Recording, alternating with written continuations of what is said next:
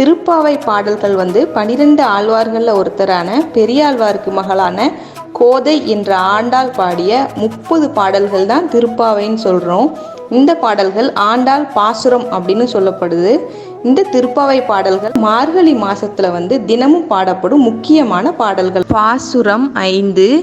மாயனை மன்னுவட மதுரை மைந்தனை தூய பெருநீர் யமுனை துறைவனை ஆயர் குலத்தினில் தோன்றும் அணி விளக்கை தாயை குடல் விளக்கம் செய்த தாமோதரனை தூயோமாய் வந்து நாம் தூமலர் தூவித் தொழுது வாயினால் பாடி மனதினால் சிந்திக்க போய பிழையும் புகுதருவான் நின்றனவும் தீயினில் தூசாகும் செப்பேலோர் எம்பாவாய். பொருள்: வியப்புக்குரிய செயல்களை செய்பவனும் பகவானும் மதுராபுரியில் அவதரித்தவனும் பெருகியோடும் தூய்மையான நீரை கொண்ட யமுனை நதிக்கரையில் விளையாடி மகிழ்ந்தவனும் ஆயர் குலத்தில் பிறந்த அழகிய விளக்கு போன்றவனும் தேவகி தாயாரின் வயிற்றுக்கு பெருமை அளித்தவனும் இவனது சேஷ்டை பொறுக்காத யசோதை தாய் இடுப்பில் கயிற்றை கட்ட அது அழுத்தியதால் ஏற்பட்ட தழும்பை உடையவனுமான எங்கள் கண்ணனை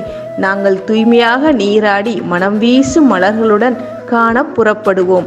அவனை மனதில் இருத்தி அவன் புகழ் பாடினாலே போதும், செய்த பாவ பலன்களும் செய்கின்ற பாவ பலன்களும் தீயினில் புகுந்த தூசு போல காணாமல் போய்விடும்.